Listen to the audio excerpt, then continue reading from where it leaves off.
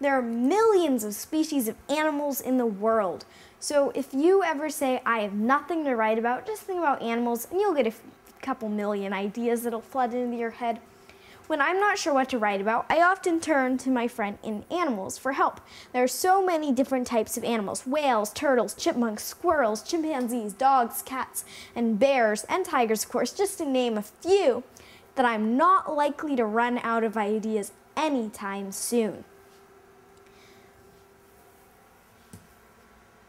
Every animal you look at, remember, imagine, or see in a picture or on TV can be a source of inspiration for poetry.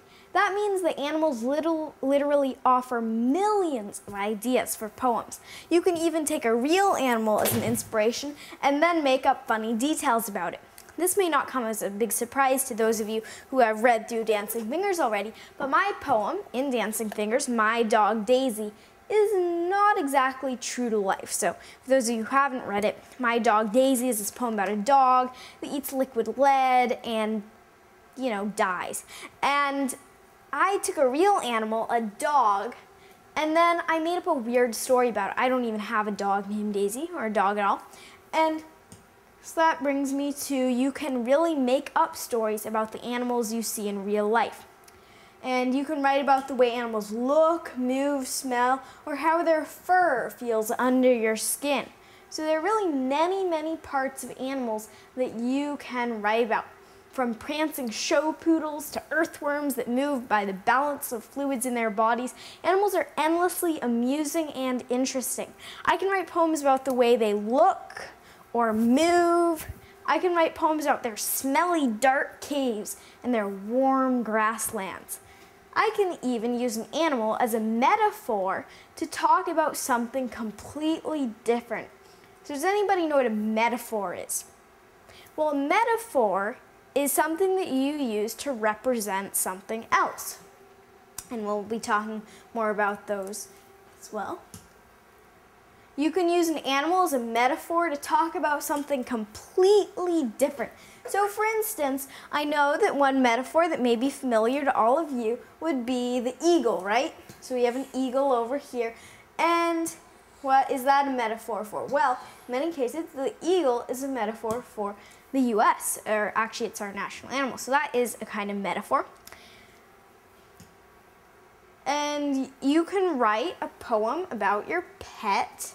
So if you're really thinking a little less high and mighty and more a little bit down home, then you can think about your pet. You can write a poem about a wild animal that you love. So lions, elephants would be a few good examples. So poems really allow us to think about these wild animals and express our feelings about them, as well as the pets that we know well. What? You don't like animals?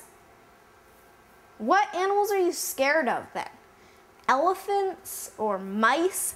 Some of the most intimidating animals can help us create poems. What is the scariest thing about this animal? Is it something obvious, like its sharp claws, or is it something more subtle, like the sound of its footsteps or the look in its eyes?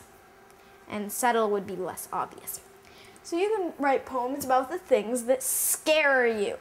Some people might wonder, oh, why do I want to write about something that scares me? Just give me nightmares. But really, these poems can help you express why you're scared to others so that you don't get teased about being squeamish or something. And you can write about a rat's skittering claws or a crocodile's looming filthy jaws. Mine aren't too clean. You can write about a hyena's odorous shriek or a raptor's lustrous beak. Oh, great, a rhyme. That was perfect. When you write about animals, you have the chance to use lots and lots of descriptive words and action words. That's my action move. So for instance, as far as descriptive, we can have something like shimmering, rotund, silky. And then action words, which are personally my favorite. We could have stuff like leap, snarl, hiss, hiss. And you can describe an animal's sleek coat, its glimmering scales, or its glowering eyes. Cheetahs are swift-moving. Cougars pounce from branches. When we write poems about animals, we get to use exciting action words. such as pounce, prance, snort, and snarl, for a few examples. For example, I use lots of action words in my poem, Wolf. Here it is. Wolf.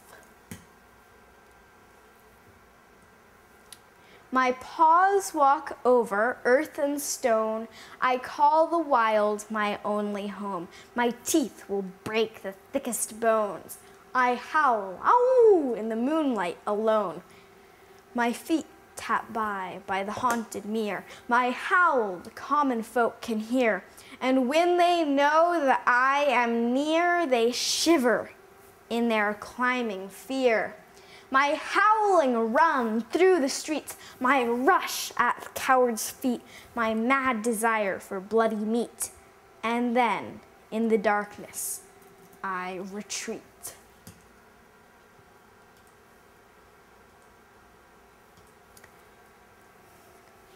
And a mirror, by the way, is in this case a lake. So specific action words like, and I'll go back and highlight them. For instance, break, you can highlight that. This is a specific action word. You can actually see that break. Howl, another good action word, to hear something. Let's find some more action words. You can guess them. What about tap? And then here's another howl. So these are just a few examples of action words that you can use to help your readers visualize and hear the poem. Shiver, climbing, these are all excellent action words. So in poems, we really have the chance to use these and make our readers shiver and have climbing fear if you want that to be the purpose of your poem. So here are some writing ideas. Now it's your turn. You could write a poem about your ideal imaginary pet. So for instance, I know that when I was little, or littler, I'm still little, then I and my sister especially, we both really wanted a pet. But our parents were like, oh, they'll have fleas, or I don't know, they'll eat random stuff and bite us and that kind of thing. So they would always come up with excuses not to get us a pet. And my sister and I, we would really have all these ideal imaginary pets. As a result, I would be thinking of a really nice furry kitten, and so would my sister, and she'd be thinking of an intelligent chimpanzee, all these different kinds of ideal imaginary pets. So if you don't have a pet, or you just think that your pet that you have is not adequate, then you can come up with an ideal imaginary one. Write a poem about the rampage of a formerly meek and mild animal. So have you ever imagined maybe if a mouse started going all around the countryside and rampaging? That might be interesting. Using specific action words, write a poem about a wild animal on the hunt. You could write a poem that uses an animal as a metaphor. So this is a really fun one because people, when they read your poem, they're thinking, I don't think this poem is just about a lion. I think it might be about courage. So when you use an animal as a metaphor, you're really creating kind of double meanings there. You can write a poem about an animal that scares you. And this is fun because it allows you to express your feelings and explain to others why you're scared. Write a poem about the way a certain animal's coat feels.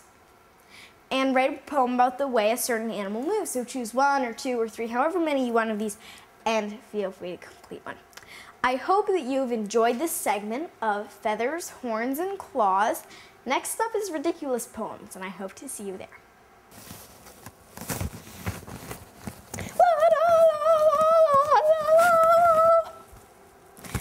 Hello, my name's Adora Svitak, and I'd like to talk about common nonsense. In other words, writing ridiculous poems. So what makes something funny? Whether it's me wearing a life jacket on dry land, to sun-protecting hats when there's no sun out and when I'm inside,